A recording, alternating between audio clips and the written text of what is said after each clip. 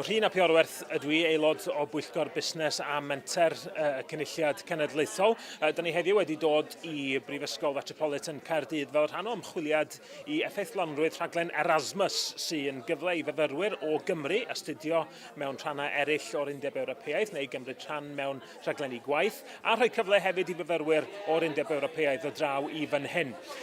Mi allan ni siarad efo swyddogion o'r Undeb Ewropeaidd faint y gallwn ni. Mi allwn ni ddarllen tystiolaeth ysgrifenedig faint y mynwn ni. Ond mewn difri does na ddim byd yn rhoi syniad gwell i ni o effeithlonrwydd rhywbeth, yn yr achos yma rhaglen Erasmus, na siarad efo'r bobl hynny sydd wedi brofi fo eu hunain.